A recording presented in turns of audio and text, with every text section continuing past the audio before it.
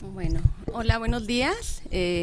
Bueno, vamos a empezar. En principio agradezco la presencia de todos ustedes y pues bueno, quiero comenzar manifestándoles que bueno, la verdad yo estoy muy contenta, muy feliz de que esté aquí el doctor Íñigo Sanz Rubiales, porque pues bueno, él ha sido mi guía académica, fue mi tutor de tesis doctoral, es alguien que quiero y aprecio mucho y además es alguien de quien he aprendido y sigo aprendiendo mucho, es alguien que admiro, entonces la verdad para mí es un gusto y un honor que esté aquí con nosotros. Bueno, sin más, voy a darles la reseña curricular del doctor. Él es licenciado en Derecho, es el doctor en Derecho cum laude por la Universidad de Valladolid, catedrático de Derecho Administrativo en la misma universidad, el docente de Derecho Administrativo y de Derecho Ambiental en la Facultad de Derecho, profesor en las maestrías de Derecho Ambiental de la Universidad de Alicante y de la Universidad Internacional de Andalucía, profesor visitante de la Universidad de Piura, en Perú.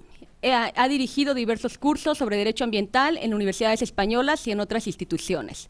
Es director y coautor de diversos libros, entre ellos El mercado de derechos a contaminar, El mercado europeo de derechos de emisión, y en donde se hace un balance de su aplicación desde una perspectiva jurídico-pública. También ha escrito el libro de Cambio Climático en la Unión Europea, el presente y futuro del mercado europeo de emisiones.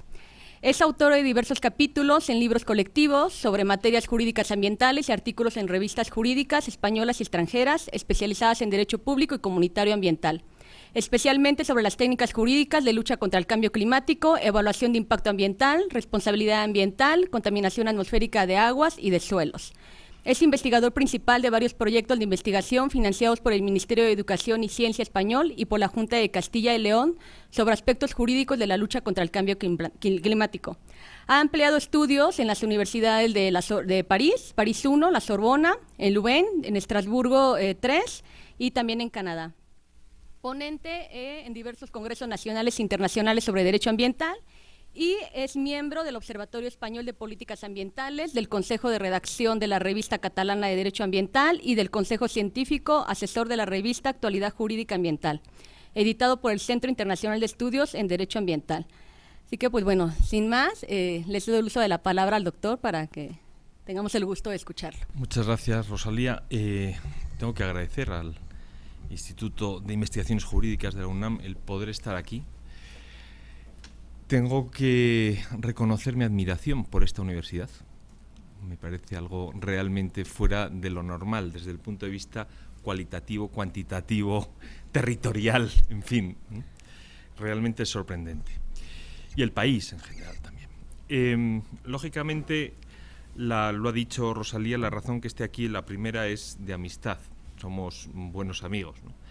Pero creo que sí que puede ser útil, el que señale algunos detalles de por dónde van los tiros en la política europea relativa al cambio climático y en concreto relativa al fomento de las energías renovables, ¿no? Así como España no es un ejemplo en algunas cosas, en otros sí, ¿no? La Unión Europea en esta materia está liderando claramente la transformación de la producción energética mundial. Responde a varios motivos, los iremos viendo.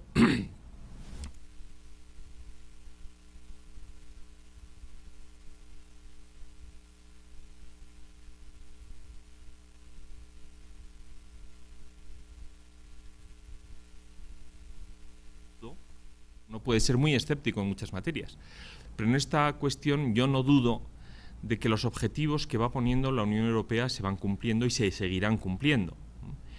Y la idea final, saldrá también en las diapositivas, es que en el año 50 el 90% de la energía producida en Europa sea renovable. De la energía, más que producida, consumida en Europa sea renovable, ¿no? Que es mucho más importante, ¿no? Bien, por ese camino se va. Estamos todavía lejos, algunos más lejos, otros menos lejos, hay problemas. Por ejemplo, la moratoria nuclear alemana ha llevado a que las centrales nucleares alemanas vayan a cerrarse antes de tiempo, lo cual ha provocado en un ínterim de varios años el incremento de las emisiones de CO2 por quema de combustibles fósiles para producir electricidad. Pero esos puntos de incremento ya han sido absorbidos por la mayor producción energética renovable en general en toda Europa. Bien, es algo, por lo tanto, que está funcionando. También, quiero señalar, cuando se habla de renovables en Europa, se está pensando, lógicamente, en la energía eólica, en primer lugar, en la energía solar, tanto la térmica solar, productora de electricidad, como la fotovoltaica, que es la más de andar por casa, ¿no? Se está pensando en esas dos fundamentalmente. Ya lejos queda la biomasa, que se considera renovable. Queda la de aprovechamiento de mareas, que es experimental, que realmente no está teniendo ninguna eficacia actualmente. Y queda la geotérmica, que es muy importante en algún país que no es de la Unión Europea, como Islandia, pero que puede tener mayor trascendencia. Me han dicho que en México podría tener una gran proyección. Me decía ahora Rosalía. Bien, soy muy malo con las presentaciones, entonces la presentación de las diapositivas, que la preparé ayer por la mañana, posiblemente tendrá muchos fallos y muchos defectos y será un poco aburrida, pero lo que quiero sobre todo es dejar constancia de qué tipo de instituciones son las que vamos a utilizar y a las que nos vamos a referir. Primera cuestión, claramente el fomento de las energías renovables se enmarca en la necesidad de reducir emisiones de dióxido de carbono y de gases de efecto invernadero. Esta obsesión o esta preocupación no solo deriva de un futuro y eventual agotamiento de las fuentes de petróleo, de los hidrocarburos, sino también del efectivo cambio climático que se está produciendo y que exige que reduzcamos las emisiones de CO2. En ese sentido, por lo tanto, tenemos que insertar, y la Unión Europea inserta, la obsesión o la preocupación, diría yo ya, obsesión por el fomento de las energías renovables. El 80% de las emisiones de CO2 están referidas a la energía. No creo que andemos muy lejos aquí también, pero por eso van por ahí los tiros. En la medida en que pueda ser sustituida la producción energética por quema de combustibles fósiles por producción energética renovable, habremos evitado miles de millones de gastos de euros. Un dato, porque se me olvidará y no está en las diapositivas. Europa está ahorrando anualmente 30.000 millones de euros por el fomento en los últimos 10 años de energías renovables. 30.000 millones de euros anuales. Creo que es una cifra que hay que considerar. ¿Las inversiones son millonarias en energías renovables? Lo son. ¿Pero son rentables? También lo son. Después podemos tocar algún dato más, ¿no? Bien, primera cuestión referida a las energías renovables. La Unión Europea, la Constitución Europea, que es el Tratado de Funcionamiento de la Unión Europea, el Tratado de Lisboa del año 2007, que está hoy vigente, insisto, es como la Constitución Europea, ha incluido ya la política energética ambiental entre sus objetivos. Es decir, la preocupación por el fomento de las energías renovables tiene rango constitucional. No es simplemente fruto de una política coyuntural que pueda tener un gobierno determinado o una serie de políticas más o menos temporales. Estamos ante una preocupación plasmada a nivel constitucional. Y también es importante, no sé si se dice aquí el término, ¿no? Pero los dirigentes europeos no van con el lirio en la mano, no son inocentes. No es una pura preocupación ambiental la que está detrás del fomento de las energías renovables. Es una preocupación ambiental evidente.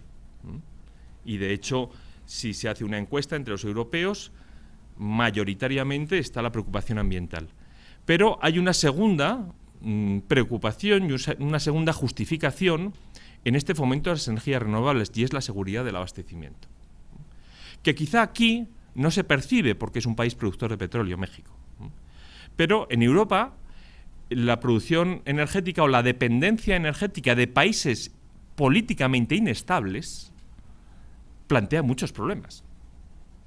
Un detalle es que todos los inviernos los rusos chantajean a los países europeos con el cierre de los gasoductos que mantienen energéticamente a Polonia y Alemania, al norte de Europa, ¿no? Todos los años se produce siempre el mismo problema, ¿no? Renegociación de precios, con amenaza de corte, etcétera. Por otro lado, Oriente Medio, petróleo, etcétera, etcétera. Es sabido que es una situación políticamente complicada, y la dependencia energética de esos países hace que Europa, a medio plazo, antes no lo decía, ahora lo dice claramente incluso el convenio, el Tratado de Funcionamiento de la Unión Europea, hace que Europa se plantee intentar no depender de estos países. Bien, asimismo, la Unión Europea se va planteando objetivos propios para conseguir. A veces, con los tratados internacionales no se obtienen acuerdos con objetivos exigentes, y por eso la Unión Europea por sí misma va asumiendo objetivos propios, en este caso de reducción de emisiones de dióxido de carbono o de gases de efecto invernadero.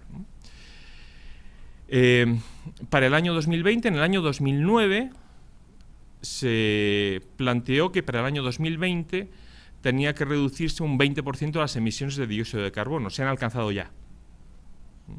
O sea, faltan 4 años y ya se han reducido más de un 20% las emisiones de dióxido de carbono desde el año 2009. Insisto, por las medidas que se van tomando, ¿no? Para el año 2030 se van a intentar, o el objetivo es reducir un 40% las emisiones, siempre tomando como dies a quo, como punto de referencia, en 1990, ¿no? Y en esa línea se va. Y para el año 2050 la hoja de ruta plantea ese entre 80 y un 95%, ¿no? ¿Este es un porcentaje o es un valor neto? Es un porcentaje sobre el consumo total. Un valor neto es muy difícil plantearlo, entre otras cosas porque cuando Europa se planteaba eso, en un primer momento eran 15 estados, ahora somos 28, después seremos 27. Es decir, es muy difícil y siempre está abierta a la adhesión de Noruega, de Suiza, etcétera, ¿no? Este 30% no parecería un gran número, considerando que, por ejemplo, un foco, que deberían de estar apagados, pero están prendidos, que un foco normal gastaba 60, un ahorrador 20 y uno de LED gasta 3, ¿no? Entonces, en esa proporción, como la tecnología ha avanzado, el 30% se quedaría como muy corto, ¿no? Realmente estamos haciendo un uso irracional, o sea, seguiría siendo un uso irracional, ¿no? De todas maneras, si hablamos de cifras, de todos los países, grandes estados, te doy cifras de memoria, pero que sí que conozco porque las he tratado, ¿no? En el año 1990, el primer productor emisor mundial de gases de efecto invernadero era Estados Unidos, seguido de la Unión Europea. En tercer lugar, Rusia y China, más o menos muy parecidos, ¿no? Actualmente, Estados Unidos ha aumentado poco, ha aumentado un 5%, más o menos, pero ha aumentado sus emisiones, año 2013 con referencia al 1990. China ha multiplicado por 8 sus emisiones. Rusia ha disminuido. En el año 1990 hay que contar con que todas las centrales térmicas y siderúrgicas rusas ya estaban obsoletas, son las viejas de la Unión Soviética. Simplemente cambiaron. Y el único agrupación mundial, por decirlo, que ha reducido sus emisiones fue Europa, de 4.000 a 3.300, ¿no? Es decir, casi un 19%.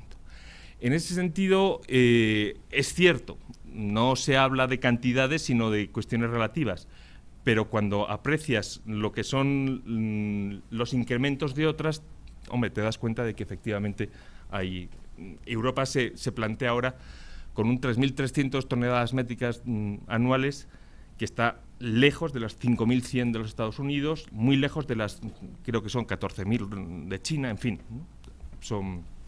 Son cifras monstruosas realmente. Pero bien, creo que es lógico también que sea relativo por eso, porque es muy difícil dar cantidades. ¿Qué normas genera o dicta Europa para fomentar las energías renovables? En primer lugar, la directiva llamada de renovables, la directiva 2009-28, que se plantea un objetivo de que en el año 2020, la directiva es de 2009, en el año 2020 el 20% de la energía primaria, no de la electricidad. De la electricidad actualmente puede estar en el 50%, en España es el 50, 60%, 70% de la energía renovable. La energía primaria, consumida a nivel de todo el país, tiene que ser renovable. Pero son los estados los que deben elegir los medios para obtener ese objetivo. Es decir, las directivas comunitarias son normas de resultado. Se dirigen a los estados y los estados tienen que conseguir los objetivos como quieran, como vean que es mejor. No obstante, la directiva sugiere una serie de medios que deben utilizarse u obliga a algunos otros también a utilizarlos. Además de la directiva renovables, tenemos la directiva de comercio de derechos de emisión. Es una cuestión que hablaré mañana, llevaría mucho tiempo, pero la directiva de comercio de derechos de emisión viene a fomentar la reducción de las emisiones y, por tanto, a fomentar indirectamente también la producción de renovables. También tenemos la directiva de eficiencia energética en edificios. A partir del año 19, 18 en los públicos, 19 en los privados, los edificios que se construyan en Europa tienen que tender a las emisiones cero. ¿No?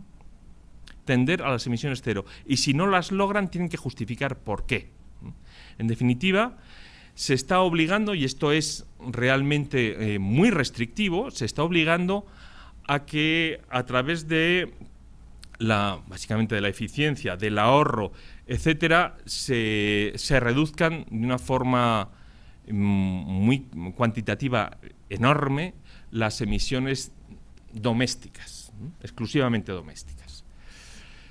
Y finalmente, también como directiva complementaria, porque no va directamente dirigida al fomento de las renovables, tenemos la directiva sobre contratación y en concreto la llamada contratación verde, la contratación estratégica, la contratación pública estratégica, que obliga a que los estados incluyan cláusulas verdes, y en concreto cláusulas relativas, en su caso, al uso de energías renovables, en todos o en los contratos que así se ajusten, que vayan a convocar las administraciones públicas respectivas. Bien, ¿qué medidas tenemos? Por una parte, la directiva alude a las medidas directas que son los sistemas de apoyo, ya veremos los sistemas de apoyo, ayudas en general, que pueden crear los estados, los llamados mecanismos de cooperación, una cosa muy curiosa, que se parece extraordinariamente a los mecanismos de Kioto, y los llamados planes de acción nacionales. Cada estado tiene que plantear sus planes de acción no vinculantes, donde tiene que poner sus preferencias en cuanto a la iniciativa energética, etc.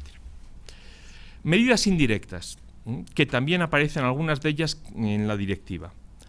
La creación de las garantías de origen, una especie de etiquetas que pueden exigir los consumidores o determinados consumidores sobre el origen de la electricidad que consumen. Importante.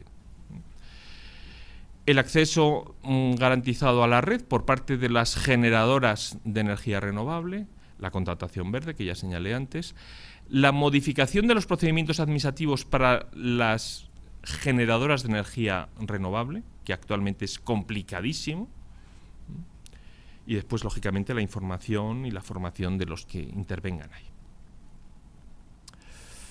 Sistemas de apoyo. La directiva se apoya, valga la redundancia, en los llamados sistemas de apoyo nacionales. Dice a los estados, ustedes, estados, tienen que conseguir esta reducción del 20% o la que sea, y para eso cuentan con sus propios sistemas de apoyo. Utilicen las técnicas que les venga en gana. Los sistemas de apoyo son sistemas de lo que se dice en derecho administrativo fomento, de estímulo, que crean los estados para fomentar que sus empresas generen energía renovable. Es decir, para fomentar la iniciativa privada, la inversión privada y la generación renovable. Lógicamente, supone que esos sistemas, habida cuenta de que la energía renovable es más cara que la derivada de combustibles fósiles, esos sistemas suponen la necesidad de ayudar económicamente a esos productores. Nadie, sin un sistema de apoyo, bueno, ahora ya sí, ahora después lo veremos, pero nadie sin un sistema de apoyo va a ponerse a generar energía renovable para vender, porque es mucho más cara que la ordinaria. Entonces necesito dar algo a ese generador para que lo haga. Porque tengo que cumplir con Europa. Tengo que cumplir con el 20%.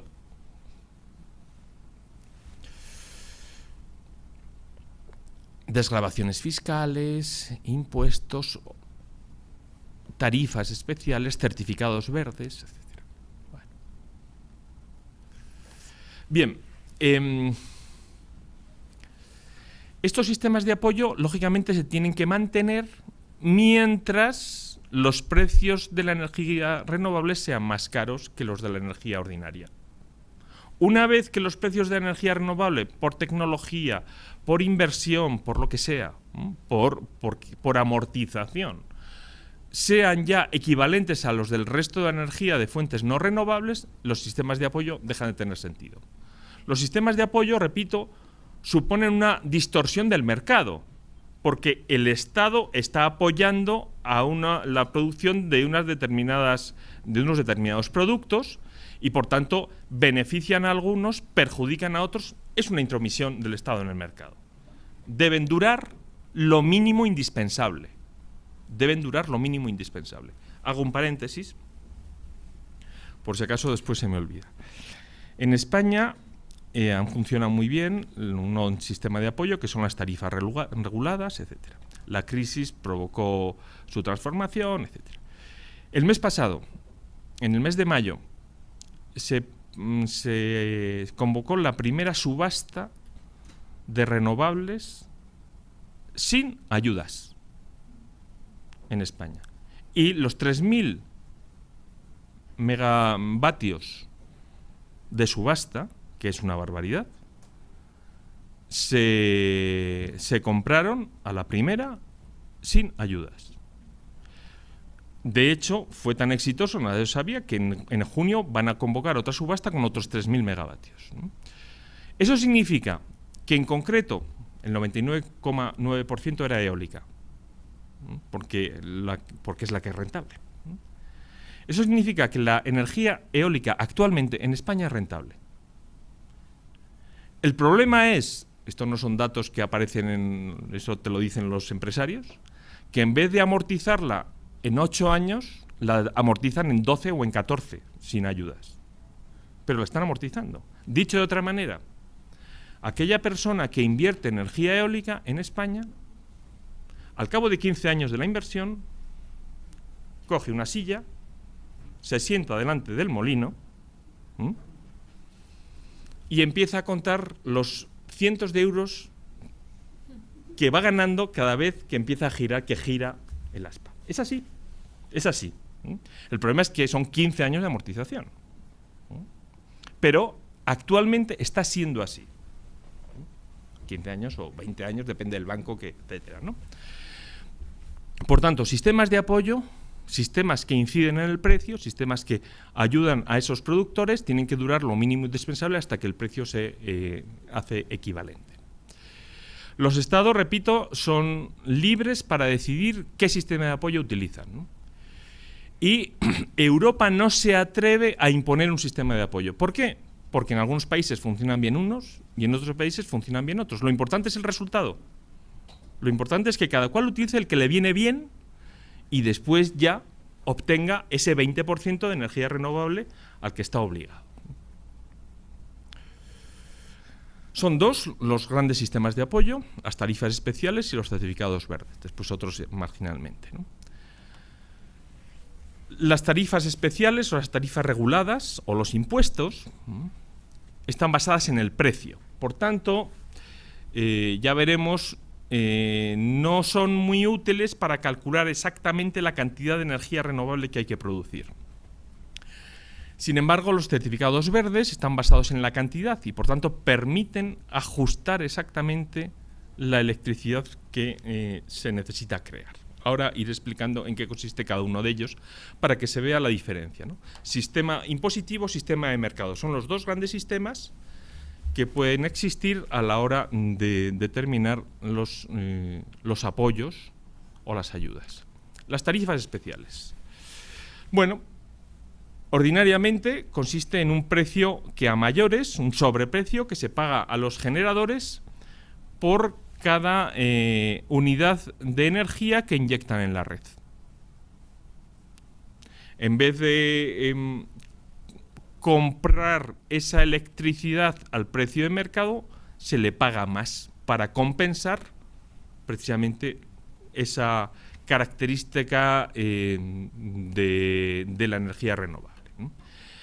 Ha funcionado muy bien en los países España, Alemania y Dinamarca. Fundamentalmente España y Alemania son los países que más han desarrollado la energía eólica en Europa exitosamente y ha funcionado muy bien. De hecho, se planteó en su momento, yo lo sugerí, bueno, no tiene por qué hacer mucho caso porque trabajo en la universidad, entonces no, pero sugerí la posibilidad del uso de certificados verdes en España y en el Ministerio me comentaron que este sistema funcionaba muy bien, iba muy bien y que tampoco es más caro, pero como era muy eficaz tampoco se plantearon más, ¿no? O sea, no, los experimentos con gaseosas no se plantearon experimentar, ¿no? Bien, para que el sistema de tarifas reguladas funcione necesita, por una parte, pagar ese sobreprecio, de algún sitio tiene que salir ese dinero. En segundo lugar, lógicamente, cualquier generador de energía renovable, es decir, el que instala una central solar, un huerto solar se dice en España, una central solar, o el que instala una central eólica, o el que instala una central de biomasa, tiene que tener acceso privilegiado a la red. No puede ponerse detrás de los de la energía ordinaria o no renovable. Tiene que tener ese acceso, ¿no? Y finalmente, y eso es importante y tiene su coste, toda la electricidad producida por el que va a recibir esa ayuda debe poderla vender a ese precio, toda. Es decir, por lo menos sabe cada generador de energía eólica, por poner el más típico y el más ordinario, sabe que si produce X megavatios, soy de letras, o sea que yo estoy hablando de megavatios y no sé lo que son realmente, pero tampoco me interesa ahora, ¿no? X megavatios al día o al año, todos esos megavatios están comprados a un precio determinado. Eso da una gran seguridad jurídica. Ventajas. Una ventaja que tiene es que permite desarrollar todo tipo de energías renovables, porque las tarifas se adaptan al tipo de electricidad. En concreto, un dato. En materia de energía eólica, las tarifas solían cubrir, por lo menos en España cuando se funcionaban, y todavía siguen funcionando algunas, cerca de un 80% del coste. Pero en materia solar, energía solar, las tarifas pagaban un 400% del coste, que es mucho más cara la energía solar, mucho menos rentable. Por tanto, la tarifa tenía que multiplicarse por 4 con respecto al precio ordinario de la energía ordinaria. Por eso, porque era solo un 70 o un 80% respecto a la energía eólica, acá puede acabar siendo rentable y lo acaba siendo, ¿no?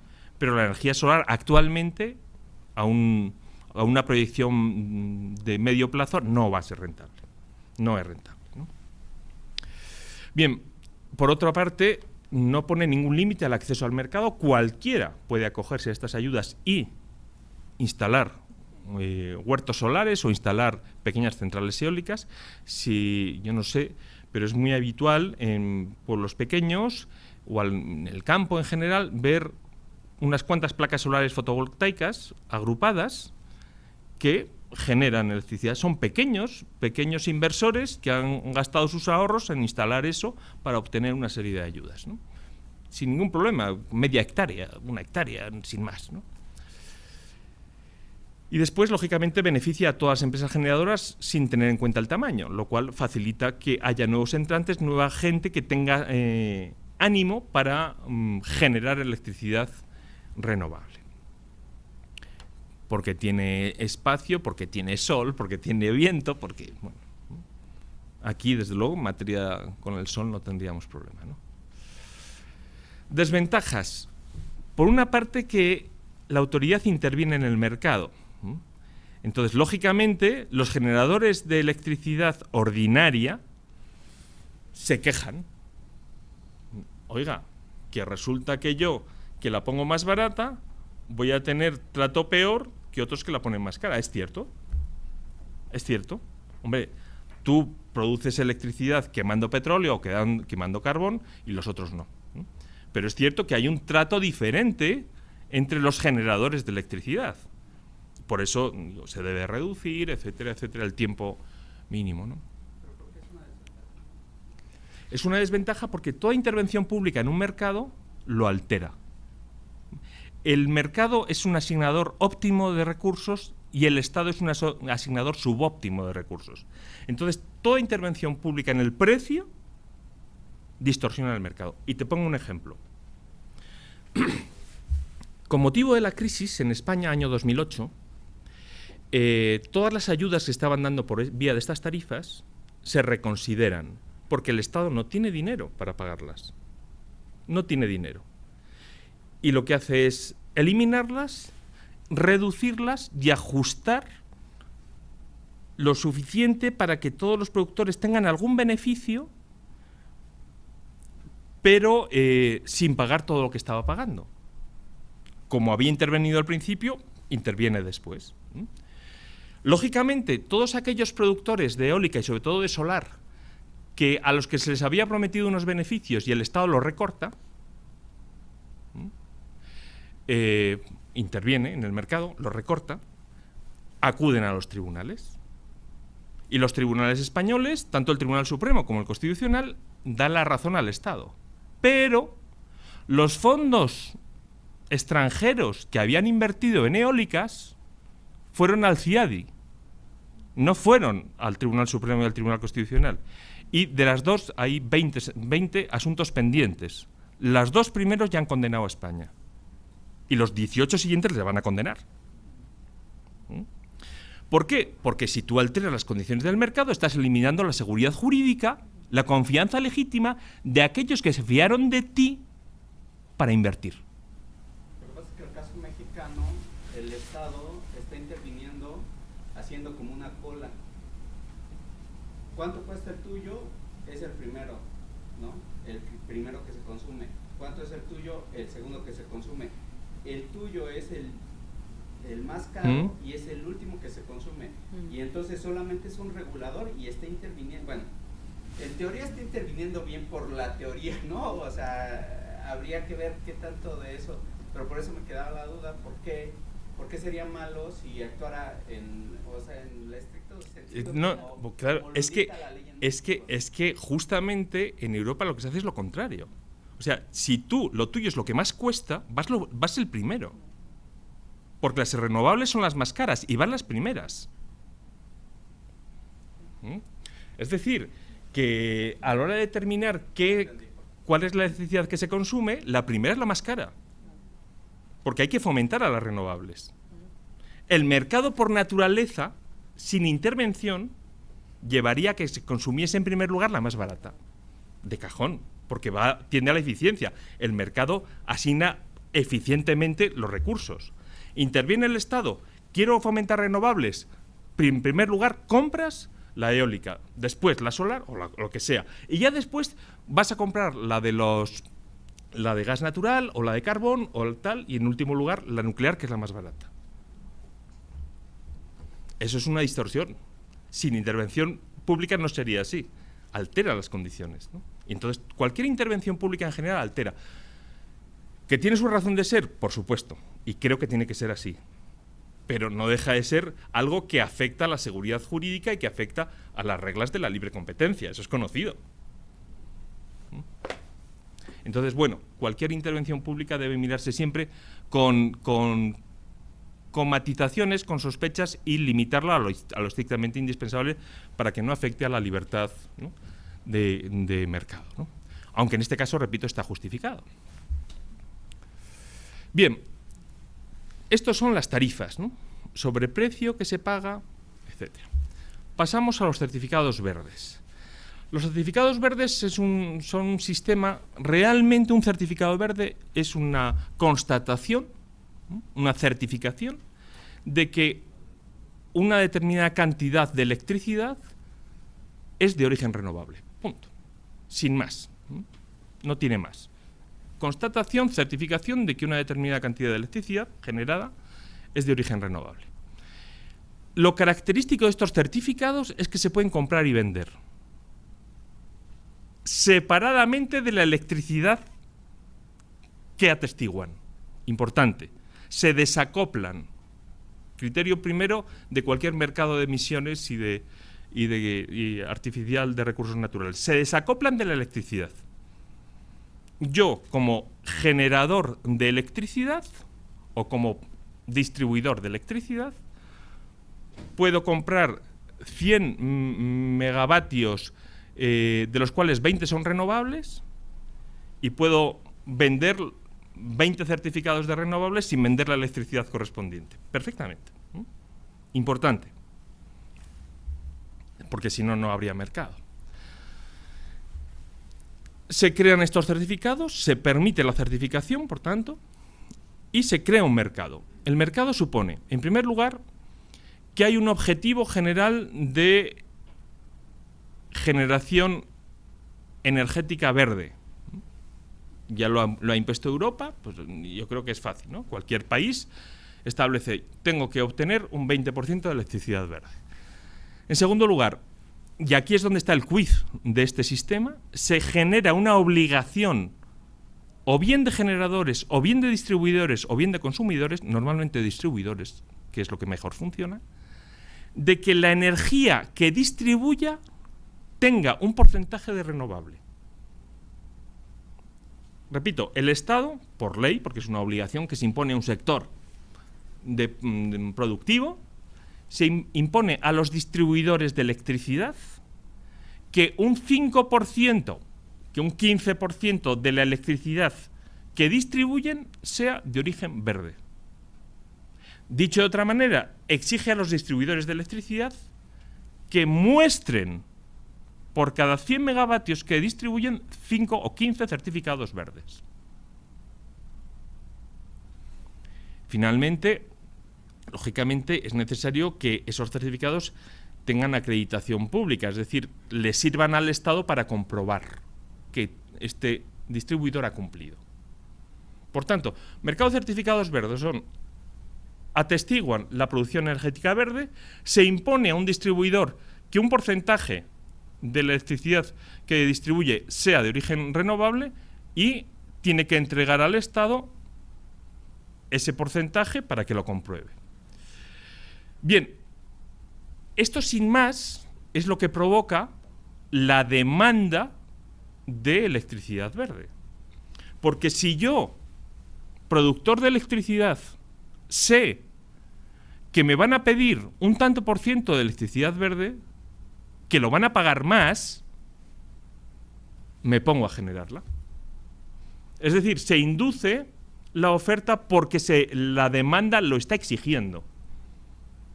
No es que se pague. El Estado no paga nada.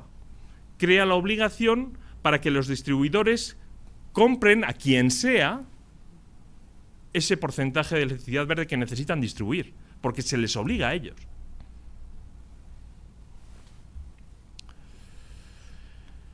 Bien, El objetivo general para que funcione un mercado de certificados verdes está claro, por lo menos en Europa, habíamos visto que era un 20% de electricidad verde para el año 2020, ¿no? Lo que pasa es que Europa, con buen criterio, ese 20% lo ha distribuido entre los países en función de su potencial tecnológico, etcétera, ¿no? Alemania, por ejemplo, tiene que reducir o tiene que obtener un 30%, España le vale con un 20%, hay otros países como Malta que con un 10% cumplen también, ¿no?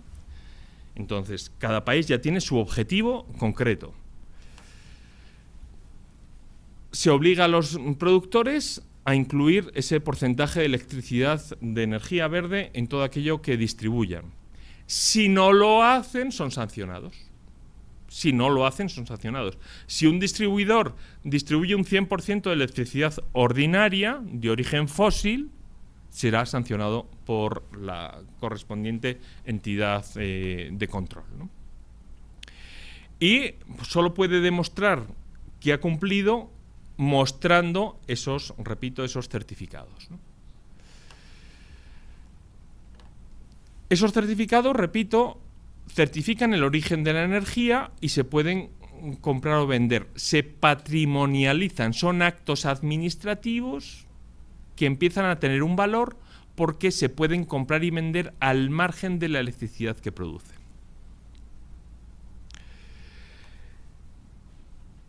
El generador de energía verde obtiene un importante beneficio con la venta de estos certificados.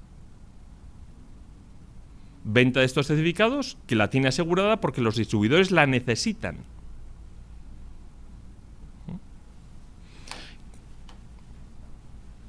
No sé si más o menos queda claro. ¿Qué ventajas tiene este sistema? Este sistema que siguen, por ejemplo, en Francia, en Alemania, en Bélgica, perdón, en Alemania no, Francia, Polonia, Bélgica, unos cuantos países más.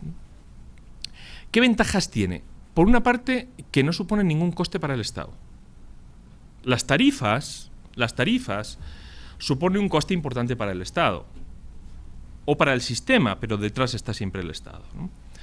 Sin embargo, los certificados verdes, el Estado no desembolsa ni $1, ni €1. Impone una obligación y que se arreglen entre ellos. En ese sentido es muy barata. Los productores tienen la demanda asegurada, porque si el Estado impone que haya un 15% y la situación real del país es que hay un 10% de fuentes renovables, hay un margen para generar energía renovable que va a tener un sobreprecio, va a haber una demanda mayor y por tanto el precio va a ser mayor. Tiene el el generador asegurada la venta, ¿no? Y sí que permiten ajustar la cantidad. Si el Estado tiene como objetivo lograr un 20%, puede imponer la obligación de que la compra sea de un 20%. Y por tanto los distribuidores tendrán que comprar un 20% de energía renovable y los generadores a medio plazo tendrán que generar ese 20%. Inconvenientes.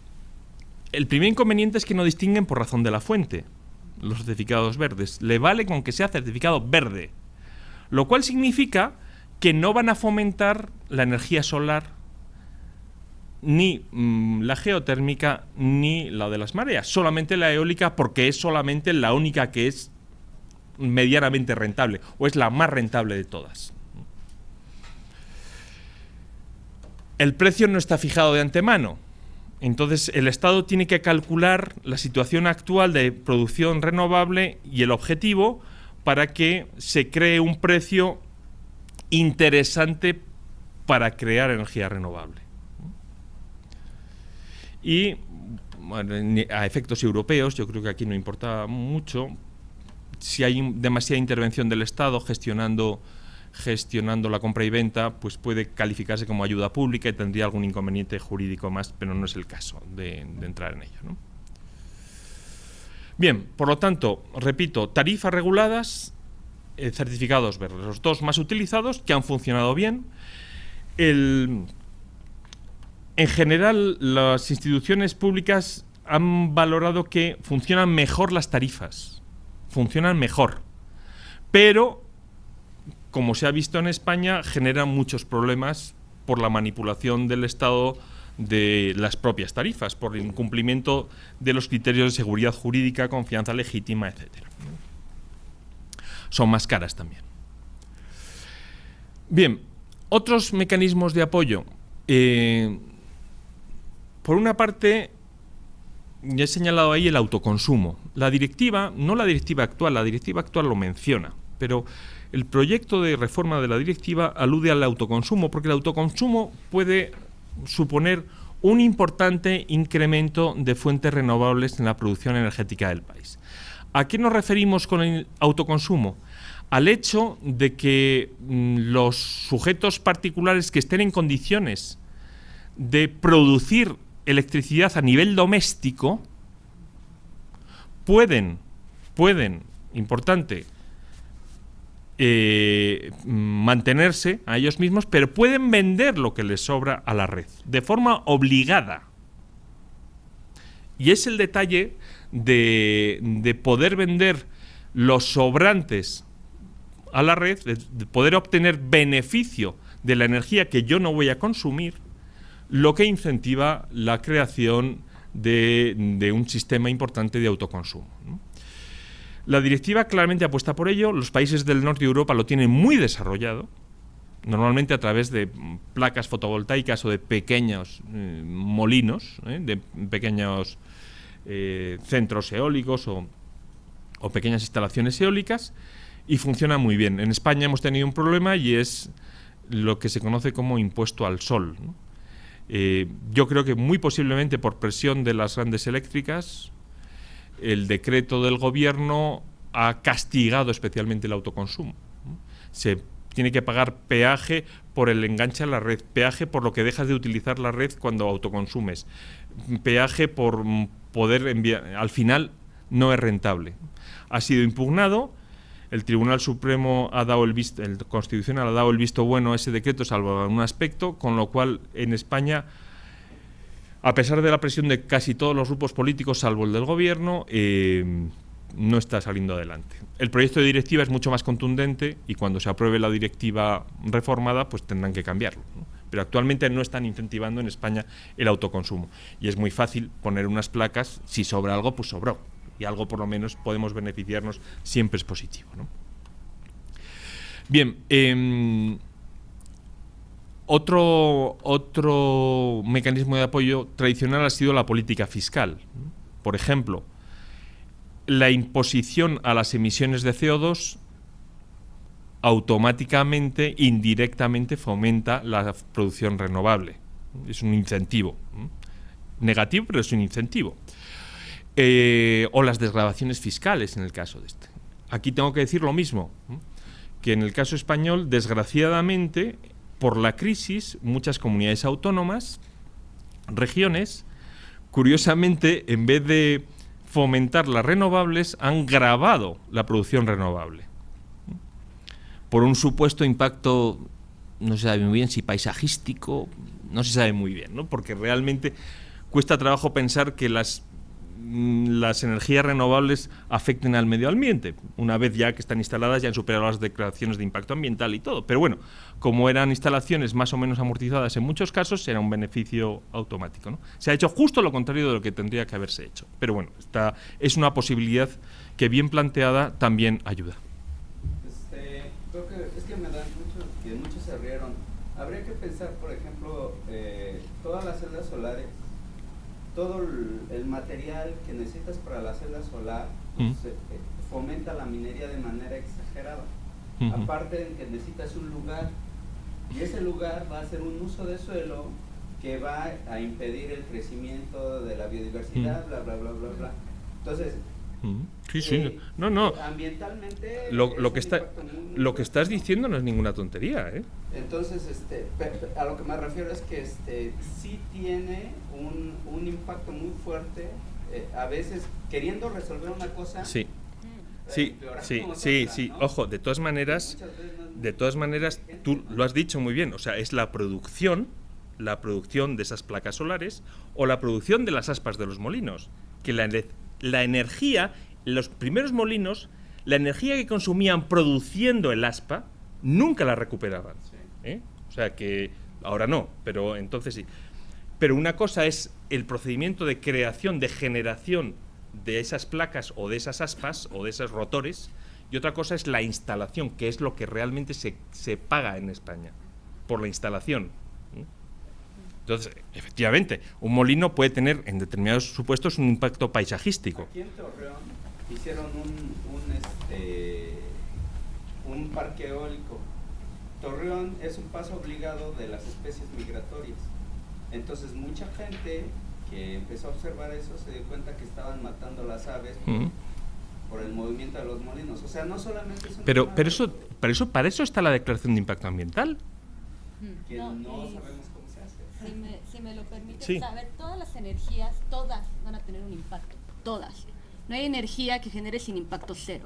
Aquí lo que estamos discutiendo es de que tienes que medir cuál te genera menos impacto. Exacto. Obviamente una energía renovable va a generar menos impacto que la generación con energía fósil.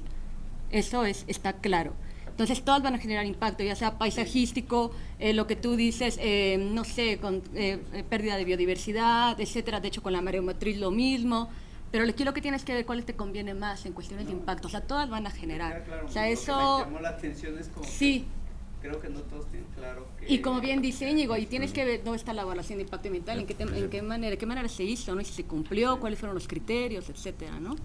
No, en España ha habido unas cuantas centrales eólicas, las térmicas no, pero eólicas, que han tenido que reducirlas a la mitad o quitar unos cuantos aerogeneradores por el tema de la fauna volátil, vamos, ¿no? Básicamente entonces, por ejemplo, es una tontería, ¿no? Pero la zona de más viento en España es Tarifa, que es el sur, en el estrecho de Gibraltar.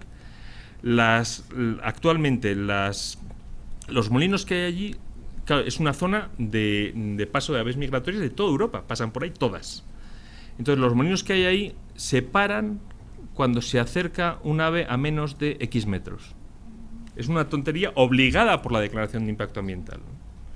Entonces, ¿exige pagar más? Claro que exige pagar más. Y hay momentos además, en octubre o en marzo, que producen menos electricidad de la que podrían, ¿no? Pero están automáticamente previstos para que no pueda afectar a eso, porque efectivamente caían muchas, ¿no? Es decir, pero al final te das cuenta que con una declaración ambiental bien hecha siempre se pueden limitar los efectos ambientales, ¿no? O prohibir, incluso en algunos casos no se pueden hacer, pues no se pueden hacer y ya está, ¿no? Hay un caso muy interesante del Tribunal de Justicia Europeo en el que se prohibió la instalación de un parque eólico porque estaba en una zona protegida. Y ya está, sencillamente por eso, por nada más, ¿no? Bueno, seguimos.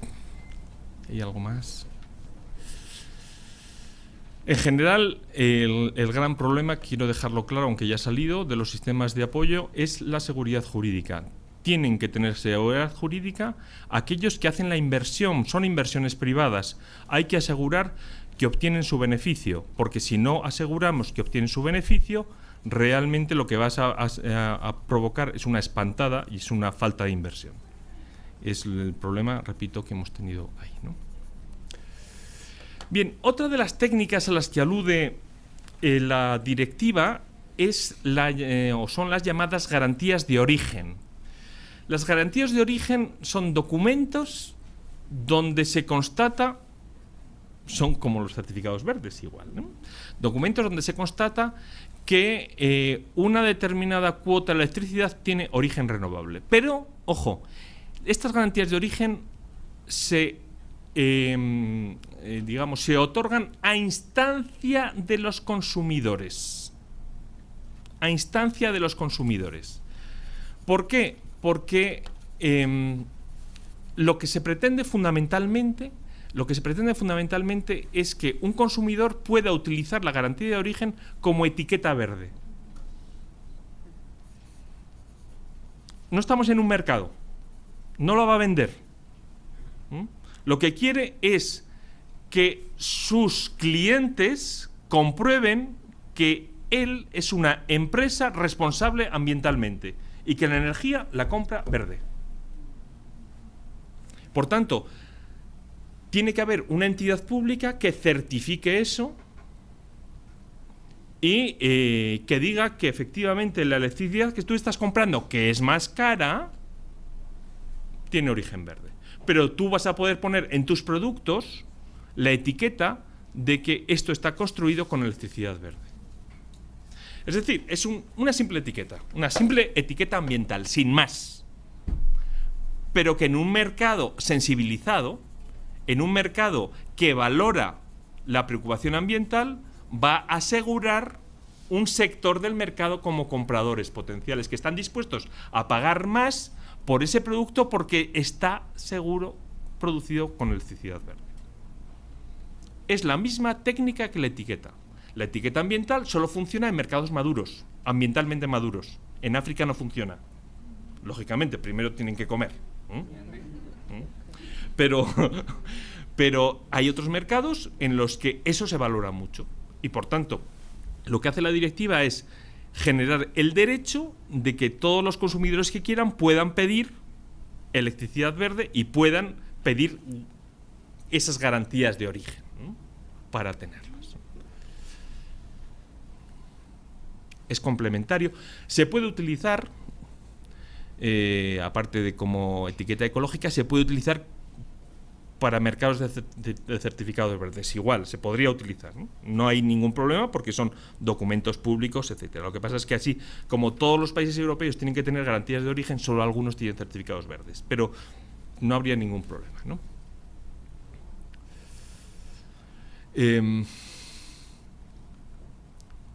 Acceso prioritario a la red. Otra de las previsiones que impone la directiva. Las generadoras de electricidad verde tienen que tener acceso prioritario a la red. Esto es un problema técnico muy serio, porque, bueno, como sabéis, yo soy poco técnico, ¿no? En general, los productores de electricidad verde son pequeñas instalaciones. Nunca, es difícil, a veces son grandes, pero nunca... Y después son pequeñas instalaciones y la generación verde depende de una serie de factores. No la puede dominar el hombre. Viene dada por la naturaleza, o por el ritmo del sol, o por el ritmo del viento.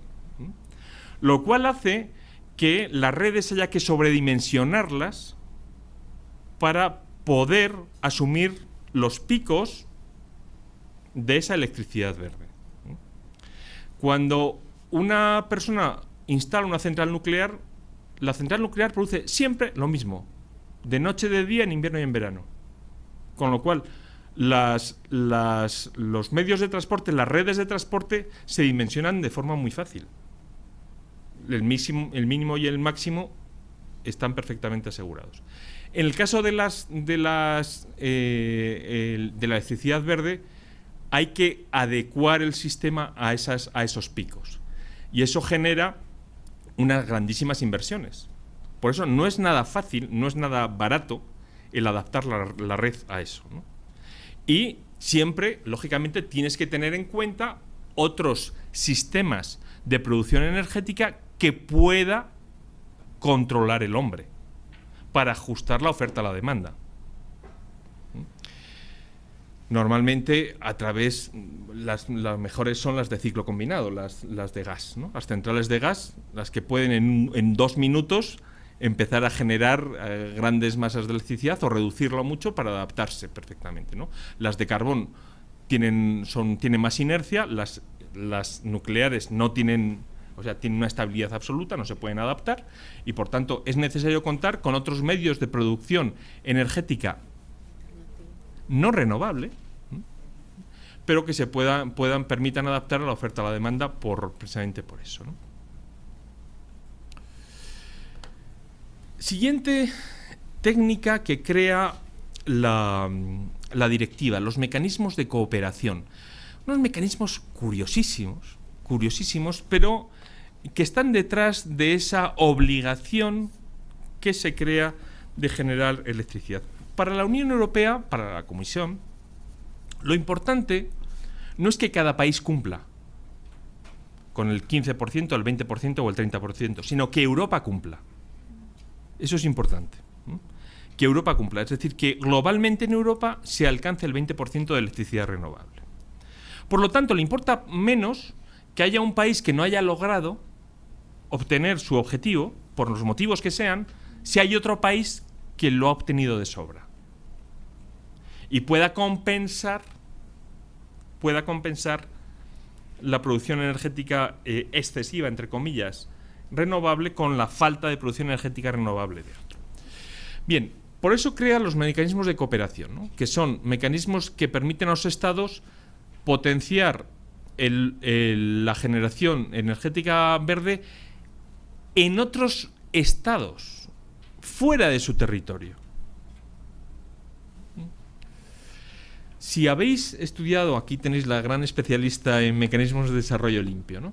Si habéis estudiado o conocéis los mecanismos de desarrollo limpio o los mecanismos de actuación conjunta o el mercado de emisiones de Kioto, lo que hace la directiva es plasmar los mismos mecanismos, exactamente los mismos, en materia de renovables.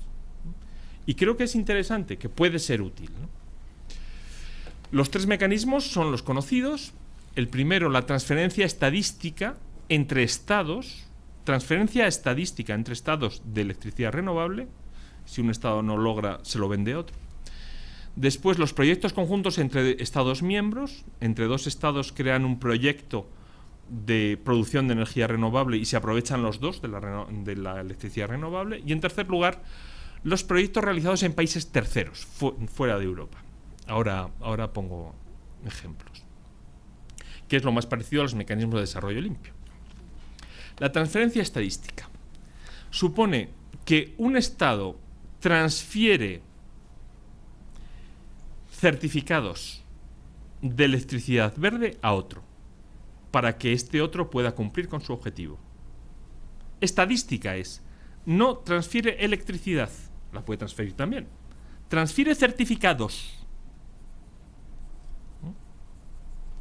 Es decir, si yo, estado A, no logro el objetivo, puedo comprar a otro estado la energía verde que le sobra, o los atestados o los certificados de energía verde que le sobra.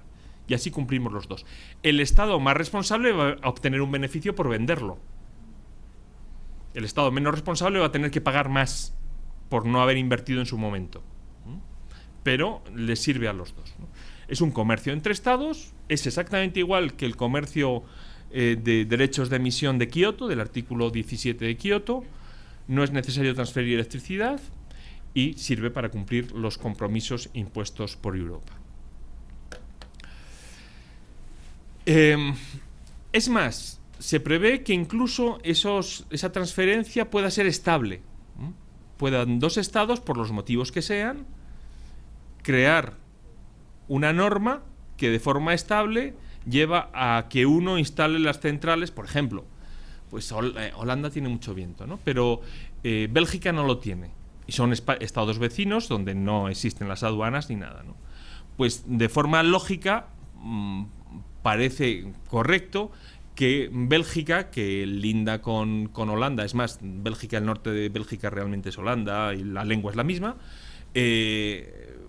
decida o acuerde con Holanda instalar sus centrales eólicas allí, ¿no? O instalar o hacer un acuerdo de venta constante de esa energía verde eólica creada allí en Holanda. Bien, en todo caso hay que notificarlo a la Comisión Europea porque se está creando en otro estado, ¿no? Las ventajas es que los estados responsables obtienen los beneficios de la venta de esa electricidad, ¿no? Y que permite intercambios entre estados lejanos, es decir, que España podría comprar electricidad verde a Lituania, que está a 3.000 kilómetros, ¿no? Porque compra los certificados, no es necesario que se transfiera la electricidad. Proyectos conjuntos entre estados miembros. Esto recuerda a las actuaciones conjuntas, ¿no?, de Kioto. Dos estados o dos empresas de dos estados, porque los estados realmente, no nos engañemos, no intervienen, son las empresas, se ponen de acuerdo para instalar una central eólica en uno de ellos. pero como el inversor el inversor es extranjero, pactan aprovecharse de los certificados de electricidad verde por parte del inversor extranjero. No plantea ningún problema. Es decir, España instala una central eólica en Portugal y pacta que se queda con los certificados verdes. La inversión se la queda a Portugal, la electricidad real se la queda a Portugal, pero los certificados verdes se los queda la empresa inversora o se los queda a España sin ningún problema. Es decir, es perfectamente factible. ¿Qué sentido tiene hacer estos proyectos conjuntos? Que hay estados en los que es más barato instalar este género de fuentes de energía que en otros. Ya está, no tiene más. Es la diferencia de costes, sin más, ¿no? Pero se trata, como son objetivos muy exigentes de producción de electricidad verde, se crean estos instrumentos para reducir costes, en la medida de lo posible. Y finalmente nos quedan los llamados mecanismos de desarrollo limpio en materia de energía. Estados miembros que hacen o generan o crean instalaciones de electricidad verde en estados vecinos. Aquí sí que tiene que haber una transferencia de electricidad real. ¿No? Por eso tienen que ser vecinos. Hay un proyecto que está ahí, debe estar en los archivos de la Comisión Europea, muy interesante, que se planteó hace unos 8 años, 10 años, de llenar el desierto del Sahara de placas solares para suministrar electricidad a Europa, a través de una gran conducción por el estrecho de Gibraltar, etcétera, ¿no? Este proyecto responde a este tipo de proyectos, ¿no? Lógicamente no es viable. Es cierto que la potencialidad de generación solar del Sahara es inmensa, pero habida cuenta de los problemas de seguridad que tiene Europa ahora, bastaría con poner una bombita en el cable para dejar sin electricidad a toda Europa. O sea, lo estás pidiendo a gritos casi, ¿no? Por favor, ¿no? Ese sería un objeto claro del terrorismo, ¿no? Y además el norte de África pues tiene problemas de seguridad, ¿no? Pero van por ahí los tiros, ¿no? Es decir, países próximos, yo que sé, Ucrania, en el caso europeo, Ucrania, Rusia, Kazajistán incluso, etcétera, Turquía, ¿no? O el Magreb, podrían instalar, hacer grandes instalaciones de estas muy baratas, mucho más baratas que en Europa, para que pudiesen los europeos tirar de ahí. Bien, es otra posibilidad. Lo cierto es que estos mecanismos no estaban previstos inicialmente, se incluyeron durante la tramitación parlamentaria en el Parlamento Europeo de la directiva. Ahora, con la posible modificación de la directiva, no se ha planteado modificarlos, lo cual es un síntoma bueno y uno malo. El síntoma bueno es que no plantea problemas su aplicación, ¿no?, de estos mecanismos de cooperación. El síntoma malo es que no se aplican. No se están utilizando. Dice la Comisión Europea que muy previsiblemente, yo creo que también, en los próximos años se van a utilizar, porque a medida que se va aproximando el año 20, los estados se van dando cuenta de que no llegan, algunos se dan cuenta de que no llegan, 3 estados por lo menos, ha dicho la Unión Europea, de que no van a llegar y van a tener que echar mano de este tipo de instrumentos para cumplir, ¿no? Actualmente, con datos de junio del año pasado, es desde hace un año, la producción energética verde en Europa estaba en el 17%. Se calcula que en estos 3 años se logrará el 20%. Pero, repito, la Comisión Europea dice que hay 3 países que posiblemente vayan a tener problemas y que vayan a tener que echar manos, sobre todo de las transferencias estadísticas, sobre todo. Bien, contratación verde, no, ya ni leo, ¿no? Por el poco tamaño de la letra, lo siento, pero bueno, simplemente un detalle.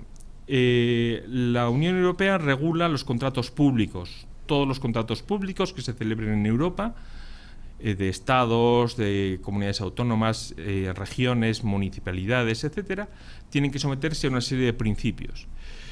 La Directiva 2014-24 impone la consideración de las cláusulas verdes, lo cual supone que el carácter de la energía renovable es un elemento a tener en cuenta en la adjudicación de los contratos. Hay una sentencia muy interesante de la Unión Europea de hace años, en la que ya lo reconoció, la ley viene después, primero va la jurisprudencia y luego la ley, en la que reconoció que un contrato en el que se tenía un contrato de provisión de electricidad para una municipalidad, en el que la municipalidad exigía que el 45% de la electricidad fuese de origen renovable, es un contrato perfectamente lícito. Es muy importante, porque esto supone que ya el criterio del coste pasa a no ser el único, incluso a ser secundario. Es decir, se pueden celebrar contratos públicos en los que los elementos ambientales, y en concreto, en nuestro caso, la energía renovable, como ha habido los casos estos, constituyan un elemento esencial o una condición esencial de ejecución, sin el cual no se puede adjudicar el contrato, tanto de criterio de adjudicación como de condición de ejecución. Simplificación de procedimientos administrativos. La directiva y el proyecto de directiva nuevo va por una parte y la realidad va por otra. Es muy difícil simplificar estos procedimientos. En primer lugar, por lo que dijimos antes, la trascendencia ambiental que tiene cualquier fuente de energía es muy fuerte. Y tanto la solar menos, pero también, como la eólica, como cualquier otra, tiene muchísima incidencia, lo cual exige que se sometan a las autorizaciones ambientales más rigurosas, a las evaluaciones de impacto ambiental, a las evaluaciones estratégicas de planes, yo no sé si existe también aquí, es decir, a una serie de trámites ambientales que necesariamente complican todo. Por mucho que diga la Unión Europea que hay que simplificar, no se puede. No se puede. Entonces, es bueno saber que cualquier instalación de esta lleva años y, de hecho, en Castilla, en la región en la que yo estoy, bueno, ahora hay una trama de corrupción, se ha descubierto, precisamente por acelerar la tramitación de parques eólicos. Entonces están empezando a salir de todo ahí, claro, porque toda aceleración de un procedimiento es a cambio de algo. Entonces están empezando a descubrir cuentas en Panamá, cuentas en Suiza, etcétera, ¿no? Todas estas cosas, bueno, porque esto, la energía es dinero, ¿no? Entonces, ese es un problema que yo no le veo solución rápida y fácil, ¿no? Y que no tiene visos de, a pesar de los intentos de la Unión Europea, no tiene visos de que se resuelva fácilmente. Autoconsumo ya lo hemos visto, es algo que se está fomentando y que se obligará en el futuro, en esa reforma de la directiva. Y llego ya a las conclusiones, más o menos las conclusiones que he señalado, ¿no? La Unión Europea tiene objetivos vinculantes para todos los estados, obligatorios para todos los estados. Los estados tienen responsabilidad ante Europa, pecuniaria también, económica también, de cumplir con ese objetivo.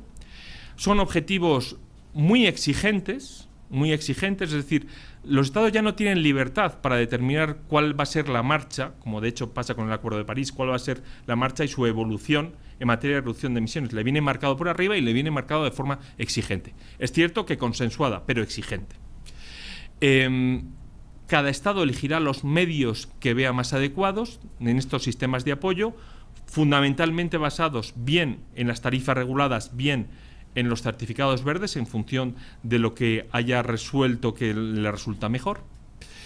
En principio, es mucho más eficaz la tarifa, es más cara también y puede suponer la existencia de ayudas públicas, y más barato para el Estado los certificados verdes.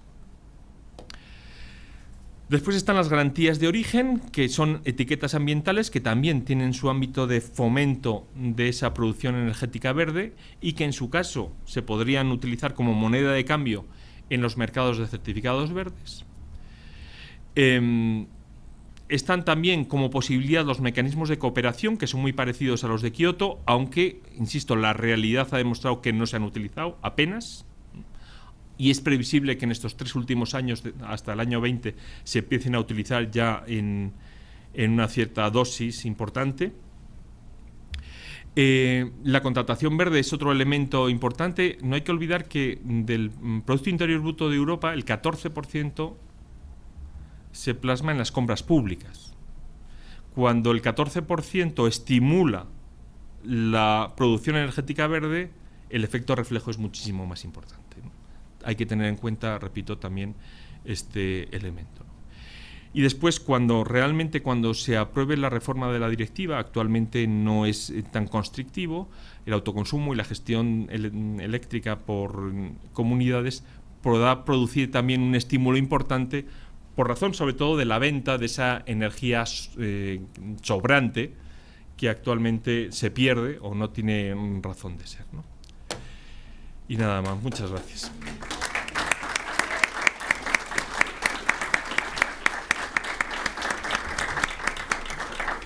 Bien, chicos, abrimos un periodo de preguntas y respuestas. ¿Alguien tiene alguna inquietud? Adelante.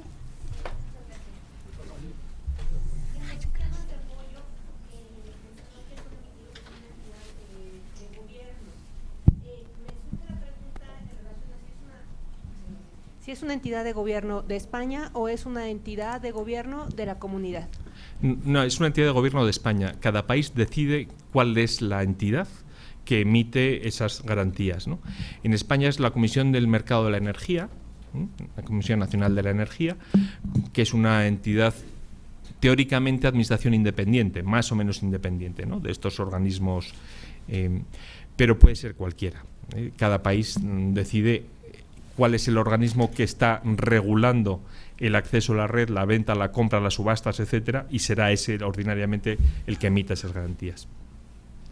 De aquí viene la segunda pregunta. Mencionaba que estas transferencias estadísticas de los certificados de energías verdes se pueden pasar a países, por lo tanto, mi certificado emitido por mi institución española es válido ante cualquier otra institución o ante otro país y se comercializan en el mercado de energía. Sí, podría hacerse así, podría hacerse así. Yo no he explicado todos los detalles y hay una cuestión, y es que efectivamente, para no complicarlo, en las transferencias estadísticas no está desarrollado, la directiva no dice cuál es la certificación de esas transferencias estadísticas. Es más, quiere que no se confundan con los certificados verdes, pero de ordinario lo lógico es que se haga a través de esas garantías de origen. Buenos días. Mi pregunta es sobre quién pone el costo de lo que se va a cobrar de estas energías. O sea, ¿hay un punto de acuerdo entre todos los países o cada país decide lo que va a costar el...? Sí, cada país se organiza, es decir, estamos todavía yendo hacia un mercado único de la energía, pero se sigue organizando la compra y venta de ordinario por cada país. Y en concreto, en materia de sistemas de apoyo, los que lo fijan, la cantidad que incentive eso, son los países, siempre, ¿no? Lo cual no quita que cada vez más se estén estableciendo las subastas, etcétera, lo cual equivale a que se vayan uniformizando precios de la electricidad, ¿no? Pero en cuanto a sistemas de apoyo, cada país. Sí, buenas tardes. ¿Se tiene estimado que estos sistemas de apoyo por un cierto tiempo, o sea, ya determinado? No. ¿O van a seguir existiendo hasta que sea rentable la energía? Porque, para poner un ejemplo, en el caso de la tecnología de captura de carbono, se tiene estimado que sea rentable hasta el 2050. Entonces, no sé en el caso de energías renovables ¿Hasta cuándo se tiene ese periodo? Sí, no se tiene previsto porque eso depende efectivamente de los precios, ¿no? O sea, en ningún caso. Hay que tener en cuenta, respecto a lo que estás diciendo, que siempre que siga siendo más cara la energía renovable, van a estar justificados los sistemas de apoyo. Siempre. En ese sentido, lo lógico es que sigan durando durante años, ¿no? En cuanto a lo que decías de la captura y almacenamiento de carbono, ese es un considerando de la Directiva 31 de 2009, porque la idea de la directiva, de acuerdo con la hoja de ruta de descarbonización, es que en el año 2050, en principio, ya no existan en la práctica, por ese 80-95%, no existan en la práctica fuentes energéticas de combustibles fósiles, sea una mínima parte, ¿no? Y por eso se ha puesto, pero no normativamente, se ha puesto como criterio que sería una técnica de transición hasta que se logra la descarbonización total, permitiría seguir amortizando las centrales térmicas actuales, dando trabajo, consumiendo carbón autóctono, etcétera, pero inyectando en el subsuelo eso. Pero eso es la teoría. En la práctica... Sí, una final nada más. Entonces, todos estos sistemas de apoyo actualmente, como bien dices, en la práctica en Europa, ¿se han reflejado en los precios al consumidor? ¿Aumento de precio al consumidor? Por supuesto. ¿Más o menos en qué porcentaje? Depende. Es que te puedo decir que en España el 60% de la tarifa eléctrica no responde a los costes de la energía consumida. 60%. Estamos en España, porque es el sistema utilizado, pagando centrales térmicas que se han cerrado, pagando centrales térmicas que no se han consumido, pagando costes de transición a la competencia, pagando energías renovables o tarifas de energías renovables, pagando muchas cosas, ¿no? Sí. Pero vamos, 40% real, 60% sobre coste de los usuarios. Gracias. ¿Alguien más? Tú, claro. Doctor, primero que nada, gracias por aceptar la invitación de la doctora Rosalía. Sin duda es una sesión muy provechosa. En lo personal he ido bastante y es un gusto. Mi duda es respecto a la relación entre los derechos de emisión y estos certificados verdes. ¿Podría incurrirse en algún momento en alguna doble contabilidad de esto? Y la segunda es, ¿cómo va la tendencia respecto a llegar a homologarlo estos derechos con los certificados verdes? Vale. La primera cuestión, no hay lugar a que haya problema de incompatibilidad, todo lo contrario, ¿no? Son mercancías distintas, en un caso son derechos ahorrados o derechos a emitir y en otro caso es electricidad producida. Es decir, son monedas distintas y por tanto son perfectamente compatibles. Lógicamente, si el mercado de emisiones funcionará bien el mercado de certificados verdes y a la inversa. En ese sentido, son dos tipos de mercados que se potencian. En Francia hay mercado de certificados negros, derechos de emisión, verdes, renovables y blancos, eficiencia energética. Y los tres funcionan. O sea, son perfectamente compatibles. Es cierto que en algún caso, lógicamente, una instalación es más eficiente porque utiliza o podría utilizar energías renovables. Es cierto. Y en ese sentido hay un cierto solapamiento. Pero en las contabilidades nunca jamás se tiene en cuenta eso. Y la tendencia, decías, a que se homologuen los dos, el certificado con los derechos de emisión. Realmente no hay una tendencia porque la Comisión no quiere por ahora. Hay presión de algunos estados porque no quieren normalizar los certificados verdes. Los otros sí, los otros están absolutamente normalizados, ¿no? Pero los certificados verdes por ahora, y además en el proyecto de directiva se sigue manteniendo, que no van a normalizarse. Dicho de otra manera, seguirán existiendo en los países en los que existan, en los que hay países que los utilicen, nada más. Muchas gracias. Nada.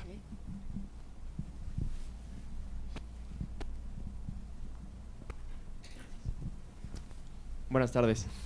Más a modo de saber su opinión, ¿qué tanto, pongámoslo, qué tanto ayuda que este régimen, en este caso, por ejemplo, a España, que sea bajo la unión, una unión política de distintos estados? Es decir, por ejemplo, estamos en México, ¿qué tanto sería difícil, o qué tan difícil sería, perdón, no tener alguien que te regule, alguien que te exija, por ejemplo, la meta respecto a la primera conclusión? ¿Qué tanto sería difícil para España, o habría sido difícil para España hacer todo esto, este avance que se ha hecho, si no tuviera la presión de otros países y de la Unión Europea? Imposible, sería imposible. O sea, hay que conocer a nuestros gobiernos. Entonces, nuestros gobiernos no están acostumbrados a planificar a medio plazo. A largo plazo, nada. A medio plazo, algo, quizá, muy poco. A corto plazo, siempre, ¿no? No es planteable. O sea, ¿tú te imaginas que el gobierno de México, o el gobierno español, haga un plan para el año 2050? Pero es que es inimaginable de todo punto. Entonces, efectivamente, aunque en un momento, tú imagínate que se beben un tequila o 4 tequilas seguidos y dice, bueno, vamos a ser el país, vamos a ponernos unos objetivos ambiciosos. Al año siguiente, con cualquier problema político, cambian. Vamos, desgraciadamente, me imagino que será así aquí, en España es así. Sí. Entonces, si no tienes a Europa detrás, seguro que no se hace, segurísimo. Sí, justo iba, de igual manera, respecto a su opinión, ¿qué posibilidades ve en cuestión de México? ¿Puede haber alguna comunión con Latinoamérica y Sudamérica? Con Estados Unidos es algo un poco complicado. ¿Qué panorama? Ahora. Esperemos que en el futuro cambie, ¿no? Pero vamos, después ya... lo veo difícil. Lo que pasa es que lo veo difícil por eso, ¿no? Porque a medio plazo esto me parece que es inexorable, incluso para un país productor de petróleo, ¿eh? Me parece que es inexorable lo de la conversión de las energías renovables. Vamos, eso es evidente y está cambiando todo, ¿no? Y es cierto también que Europa ha asumido un papel muy de liderazgo, de tirar para adelante antes y que nos estamos gastando, o se están gastando muchísimo dinero en eso, ¿no? Pero me parece que hay que lograr que tengan esa visión. Yo es que lo veo complicado ahora en el momento actual. Y a un plazo de 5, de 4, de 2 años no se va a tocar nada, se va a tocar muy poco, ¿no? Y todos los esfuerzos se van a hacer principalmente por, digamos, reducir el impacto de la quema de petróleo y de gas y todas estas cosas. Me imagino que irá por ahí los tiros, ¿no? Más que por la creación de... Ahora, puede producirse una coyuntura en que los precios de las placas solares, los precios de los molinos eólicos sean suficientemente atractivos. Pues no, a mí no me extrañaría. Insisto, hemos llegado al estado sorprendente, pero hemos llegado a que ya la energía eólica es rentable. Entonces, instalar un parque eólico no es instalar una central térmica, es mucho más barato. Tampoco es tan barato, pero mucho más barato. Es decir, si alguien se atreve a pedir un préstamo y a estar obligado, ¿no?, o endeudado durante 15 años por eso, pues puede ser. Lo que pasa es que necesita un poco de heroísmo que yo no sé si existirá, ¿no? No lo veo fácil, en todo caso. Comentó 4 países que sí consideran la energía geotérmica como una viabilidad, pero y todos los demás no. Quiero saber, hay mucha gente que dice, en Europa se prohíbe la geotermia y aquí en México se acepta. ¿Eso es cierto? No. En Europa no se prohíbe ninguna fuente de electricidad. Ninguna fuente de electricidad. ¿Y no hay un país específico que haya...? Hay un concreto, un país muy interesante, esto pues es original, porque en el mercado europeo de derechos de emisión, además de los países de la Unión Europea, están los países de la EFTA, de una organización europea de libre comercio, en el que están Suiza, Noruega, Islandia y Liechtenstein, ¿no? Entonces, Islandia está nominalmente en el mercado de derechos de emisión europeos, pero lo cierto es que no tiene ninguna instalación que emita CO2 en cantidad suficiente como para estar en el mercado, porque toda su energía, prácticamente el 100%, es geotermia. Islandia. En ese sentido, pero es el estado que yo conozco que utilice la geotermia de una manera masiva, ¿no? Hasta el punto, repito, de no tener instalaciones. Las instalaciones sometidas al mercado de emisiones en Europa son 12.000 y no hay ninguna en Islandia, ni una. Islandia es como un barrio mínimo de México, son 300.000 habitantes. O sea que no... México de la Ciudad de México, que esto es... ¿no? Pero Europa, insisto, no hace ninguna restricción, ninguna prohibición en materia de fuentes de energía. Nuclear, de carbón, cada cual puede hacer lo que quiera. Lo que tiene que hacer es cumplir con los objetivos. Okay. Y la otra es, en el cálculo del inventario de los gases, de hecho hay una norma de la ISO, creo que es la 64, la 14064, que es para el etiquetado. ¿Esa se usa siempre o cada quien usa para su etiquetado de la huella verde una técnica diferente? En cuanto a las emisiones de CO2. Sí, bueno, homologa, hace un cálculo de CO2 equivalente, pero bueno, sí. En Europa, las directivas, los reglamentos europeos establecen una serie de criterios, y entonces las entidades colaboradoras, que son las que hacen las mediciones, tienen que someterse a los criterios marcados por los reglamentos comunitarios. ¿Pero usan la ISO o no usan? Algunos sí y otros no. Es decir, la ISO no es obligatoria y la Unión Europea no puede imponerla. De facto se tiende a normalizar, pero nunca es obligatorio. No sé si te pasa.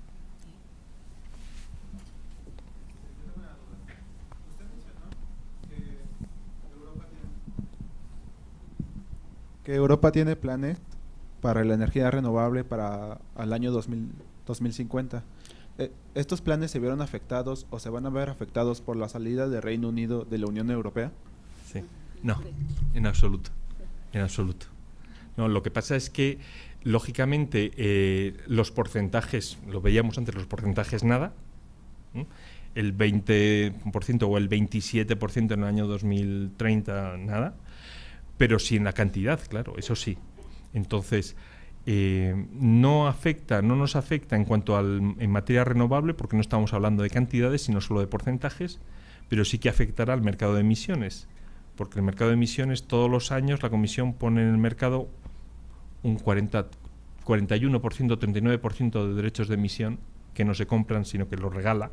Entonces eso sí que se va a reducir, claro. Pero hay que empezar, eso es una de las 50.000 cosas que hay que calcular, que están ahora empezando a calcular y están asustados todos, ¿no? Los ingleses y los europeos, ¿no?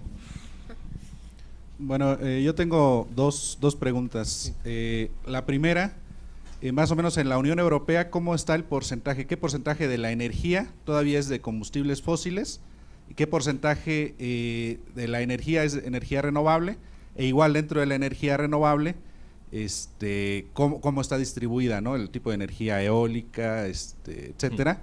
Sería la primera. Y la segunda, en relación a las empresas que son procedentes de la Unión Europea, porque ya vimos que en la Unión Europea esta directiva y todo sí tienen muchos mecanismos para generar energía renovable, ¿no? Entonces, en relación a las empresas procedentes de la Unión Europea, en el resto del mundo, ¿cuál sería su papel, ¿no? ¿Cómo actúan? Si más o menos ajustándose a las directivas o hacen caso omiso, ¿no? Serían esas dos preguntas. Bien, te cuento. En cuanto a... Bueno, es fácilmente deducible. La primera pregunta se responde sola. El objetivo es el 20% para el año 2020, estamos en el 17% actualmente, o sea, el 83% de la energía primaria que se consume es de fuentes fósiles. 83%. Ya dentro de la electricidad, bueno, de fuentes fósiles, perdona, de fuentes fósiles y de fuentes nucleares. Entonces, eso ya depende de cada país. Simplemente un dato, ¿no? Porque son los datos que conozco yo más cerca, ¿no? En España, la energía nuclear es el 19% de media, la eólica de media el 22, 23, la solar más o menos el 10 o 12, la biomasa muy poquito, 4 o 5%, y después queda ya un margen de hidroeléctrica muy importante, que puede ser un 15%, y el resto ya es quema de carbón y centrales de ciclo combinado, ¿no? Que son las que realmente se adaptan, ¿no? Pero tenemos países como Francia en las que la energía nuclear puede ser un 70%. Francia tiene 59 centrales nucleares. Y ahora están paradas unas cuantas, pero aún así no deja de ser casi 60 centrales nucleares. Por supuesto, todas en el entorno. O sea, que si alguna vez se estropea alguna, nos afectará a los españoles, a los belgas, a los alemanes, pero a ellos menos, ¿no? Y va a depender de cada país, ¿no? La media es esa, más o menos, ¿no? Sí que te puedo decir, en cuanto a tendencia, que desde el accidente en Japón de la energía nuclear ha habido esa decisión alemana de no prolongar la vida de sus centrales nucleares, lo cual va a tener un efecto multiplicador evidente. Y entonces se contaba con que hasta el año 50 más o menos irían aguantando con prórrogas todas las centrales nucleares y el problema sería menor, pero se ha planteado, se ha agravado el problema porque hay que sustituir la energía nuclear que se está dejando de producir, ¿no? En España se está haciendo a base de eólica. O sea, el año pasado fue el primer año en el que la eólica superó a la nuclear y ahora sigue aumentando esa diferencia, ¿no? Pero lo de Alemania se va a notar mucho porque pesa mucho. La ventaja de que se vaya a Gran Bretaña es que fomentan mucho la energía nuclear en Gran Bretaña y por lo menos si se van, pues mira, menos problemas también. ¿La energía nuclear no se considera energía limpia, renovable? No se considera renovable. No emite, como en los mecanismos de desarrollo limpio, no emite, pero no se valora a efectos de energía renovable. Y la siguiente pregunta, de las empresas europeas en el resto del mundo. Pues las empresas europeas, a mí me gustaría decirte que son responsables también en el extranjero, pero lo cierto es que no lo son. La prueba más evidente es que están teniendo problemas con las emisiones Volkswagen, que es bien conocida aquí, con las emisiones de los motores diésel. Están teniendo problemas de deslocalización las industrias cerámicas, las industrias cementeras, para producir bajo menos estándares de calidad verde y más barato. Y además con la idea de importar luego desde Europa los productos de sus propias empresas deslocalizadas, ¿no? Es decir, no son podremos encontrarnos alguna ejemplar, pero no son un ejemplo a nivel global de que actúen de la misma manera dentro y fuera. Hombre, yo creo que es importante también, es una tontería, ¿no? Pero la manera de hacer las normas en Europa cuentan mucho los lobbies, ¿no? Y se escucha siempre a los miembros de la actividad empresarial de que se trate. Es decir, cuando se dictan normas, realmente tiene que haber un mínimo de acuerdo de las empresas que las van a sufrir, ¿no? Pero aún así se comportan de forma distinta en Europa que fuera. ¿Alguna pregunta más, chicos? Ay, perdona. Gracias. Bueno, son dos dudas. La primera es, a partir de que surgen los compromisos internacionales para lo de gases de efecto invernadero y emisiones, todo eso, y de la generación o de la creación de la legislación en la Unión Europea, ¿cuántos años se ha tardado la Unión Europea en ver cómo materializado todo lo que dice la legislación con referencia a energías renovables? Y la segunda es, si dentro de la legislación en la Unión Europea está considerado el compartir beneficios con las poblaciones que ceden sus terrenos, Y la otra es si aparte de la declaración de impacto ambiental, consideran la declaración en impacto social. Pues mira, se aprueba Kioto en el año 1997. En el año 2001 se aprueba el Plan de Acción Europeo, donde ya se prevé el mercado. El mercado se aprueba por una directiva del año 2003, se conecta con Kioto en el año 2004 y toda la normativa actual viene del paquete Energía y Medio Ambiente del año 2009. O sea que ha sido más o menos así, ¿no? O sea, Kioto 2009, 12 años ya completo todo, ¿no? El mercado ha tenido sus regulaciones específicas más con muchísima modificación, pero básicamente es eso. El 2001 un plan de acción no vinculante, pero sí diciendo por dónde van los tiros, y mercado de emisiones, que es el marco de toda esta lucha, 2003. La otra cuestión era lo de el impacto social. No se prevé, ¿no? También porque, lógicamente, Europa está mirándose a sí misma.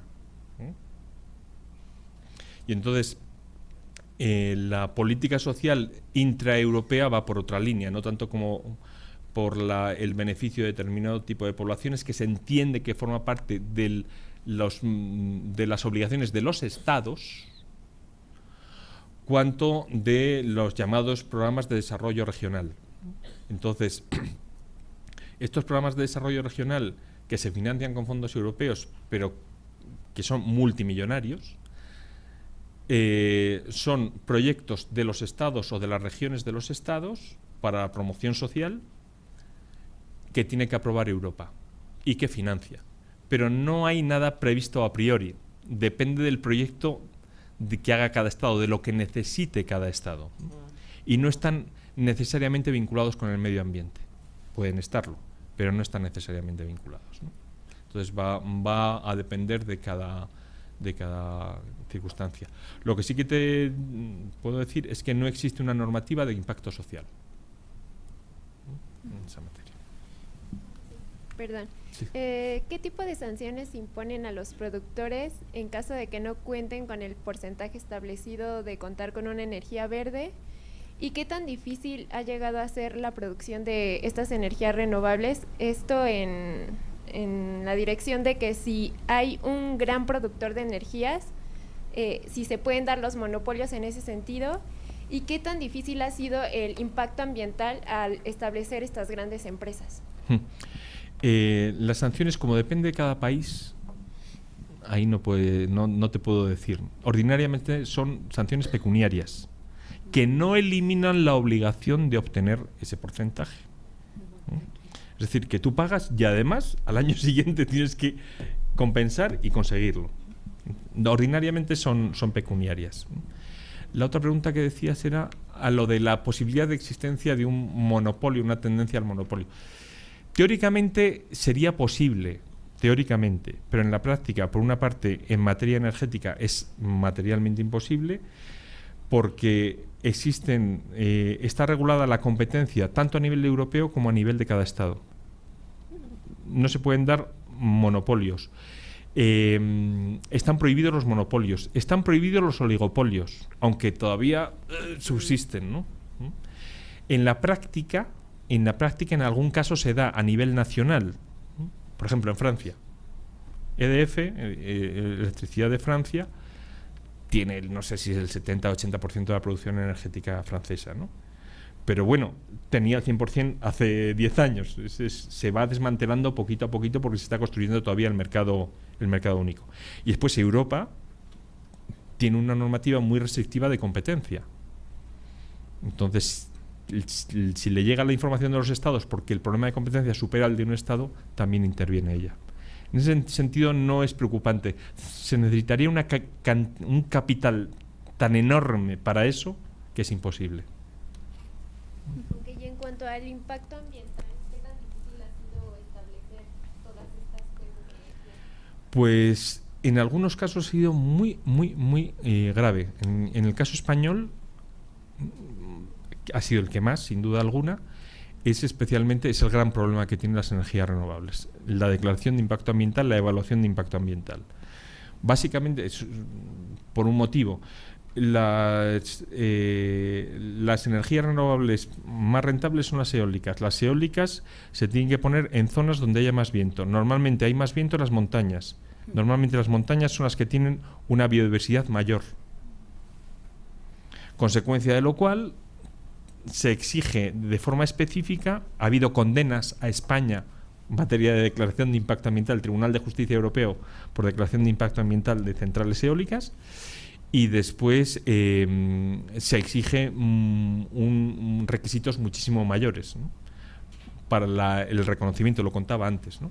Ha habido centrales eólicas que se han tenido que quedar reducidas a la mitad, ha habido centrales eólicas que no se han podido construir, ha habido centrales eólicas que se han construido y no funcionan por eso. O sea, el gran problema de las eólicas especialmente, es la biodiversidad y una declaración ambiental bien hecha. Lo que pasa es que pasa lo de siempre. Los empresarios muchas veces son un poco, no sé si se dice aquí, cutres, son un poco tacaños, sí, voraces pero tacaños, ¿no? Es decir, que es preferible a medio plazo hacer una muy buena declaración ambiental para ahorrarte costes, para ahorrarte problemas, pero no lo hacen. Entonces, muchas veces el daño que provocan, no digo que sea irreversible, pero casi ha sido irreversible en algunos casos, ¿no? Por eso.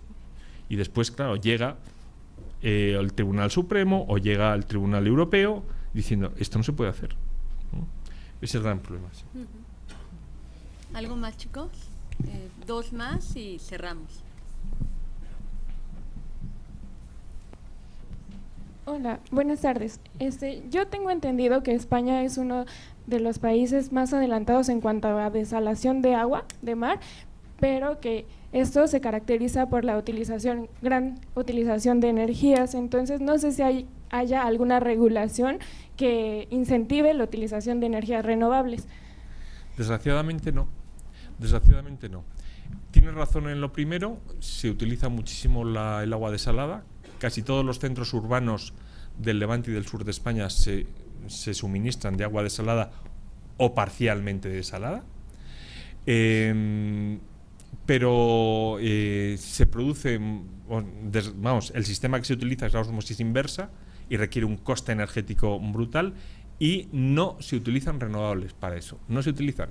Hay un ejemplo, pero que es el ejemplo que se pone siempre, que es la isla del Hierro, que es una isla pequeña de Canarias, que es autónoma energéticamente hablando, y que la desalación efectivamente se hace por vía de energías renovables. Pero en el resto, todas se hace a base de quema de combustibles fósiles.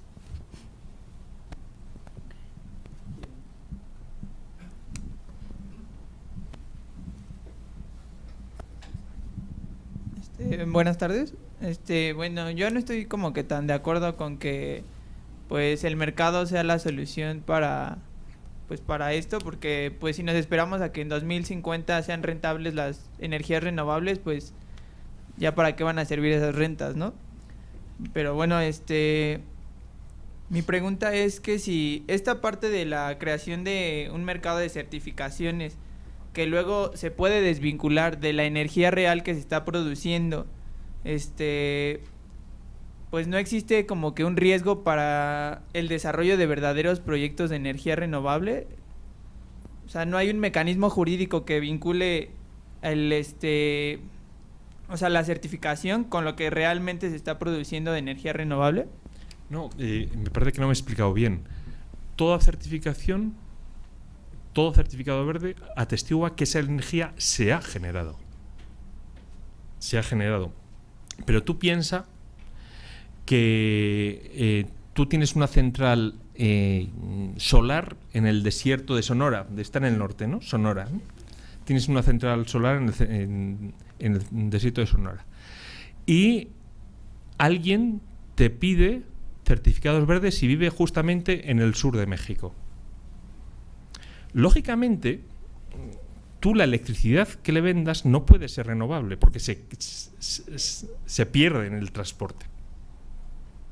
La energía, toda la energía, siempre se vende al más próximo. Pero resulta que el más próximo no tiene ningún interés en que sea renovable. Te lo paga como ordinaria. Y es el que está a 3.000 kilómetros el que te lo compra los certificados renovables, aunque recibirá ordinaria de otra central. Es importante entender bien el desacoplamiento. El certificado lo que justifica es que esa electricidad se ha creado. Pero realmente, no nos engañemos, no justifica que tú seas el que la estás consumiendo. Simplemente que se ha creado. En la práctica, repito, el consumidor de la energía verde va a ser el que esté a 50 kilómetros de la central y el consumidor de la energía no verde va a ser el que esté a 50 kilómetros de la central no renovable. Pero si es responsable, no va a traer la electricidad 3.000 kilómetros. Lo que va a hacer es comprar los certificados. No sé si se ve, ¿no? Pero es la manera de que exista un mercado real, claro, de compra y venta de certificados independientemente del ¿no? Y bueno, es muy interesante ahorita que bueno que nos viniste a comentar todas las tendencias y las técnicas jurídicas que se están generando allá en Europa, porque bueno, no sé si ustedes saben que de hecho aquí en México adoptamos los certificados. A razón de la reforma energética, eso les invito a que revisen la ley de transición energética, la ley de industria eléctrica, adoptamos los certificados de energía limpia, que como acaban de ver tienen un esquema muy similar. Sin embargo, el error que nosotros cometimos en la legislación es que hablamos de energía limpia, un paquete donde metemos, además de renovables, metemos energía nuclear, que no es renovable, no es limpia, metemos la generada con gas natural, que sigue siendo fuente fósil, y metemos toda cantidad de energía siempre y cuando el criterio no emita un determinado patrón de emisiones o residuos determinado por la legislativa ambiental, etcétera. Entonces es un error que cometimos. Así vamos a seguir este esquema, debemos haber ido por renovables, no energía limpia, un paquete donde metemos renovables y otras que al final siguen generando emisiones, que la tendencia en Unión Europea y la tendencia internacional para reducir emisiones de gases de efecto invernadero es ir por las renovables, ¿no? El día de hoy. Entonces sí los invito a que hagan el comparativo, vean cómo estamos adoptando nosotros los certificados de energía limpia y qué es lo que están adoptando ellos, que es en materia de energía, certificados verdes y además los blancos, los que tú decías, que tienen un plus más, que son certificados por ahorro energético, que esos nosotros de momento no los tenemos adoptados en la normativa. Y comentando lo que tú hablabas de sanciones, en México tenemos exactamente el mismo esquema. Al quien no te cumpla, lo que tú decías, además de que tienes que cumplir con ese certificado que no presentaste, tienes que cubrir ese certificado que no generaste o que no presentaste para cumplir en el año, más lo que tienes que cumplir en el año que viene, ¿no? En México lo que estamos haciendo es igual, vamos por porcentajes, tenemos ahorita el 5%, si no me equivoco, a 2018, y va a ir aumentando el porcentaje. El año pasado, 6 ahorita. Sí, porque ya salió el acuerdo donde están ya, me parece hasta 2020, si no me equivoco, creo que ya están los demás porcentajes, ¿no? Entonces ahí para que ustedes vayan viendo, porque la idea es cumplir con nuestra meta, que tenemos que llegar a tener energía, generar energía con fuentes limpias, en este caso el 35% para el 2024, que todo esto viene con nuestra CNDC y lo que viene establecido incluso la Ley General de Cambio Climático, etcétera, ¿no? Entonces es un mecanismo que hemos adoptado, pero claro, lo hemos adoptado del sistema europeo, o sea, está clarísimo. Entonces es por eso el interés que también teníamos de tratar esta charla, porque de ahí vienen estos certificados, pero solamente sí los invito a que vean el esquema es distinto. Nosotros no tenemos esto de la garantía de origen, que me parece buenísimo, la contratación verde, que también es algo que nos podría ayudar en administración pública. O sea, nos falta implementar mecanismos que podrían complementarse con los certificados de energía limpia, pero bueno, ya sería nosotros como juristas meter una reforma que sea en certificados de energía renovable, no nada más limpia, ¿no? Entonces, pues nada, con esto cerramos.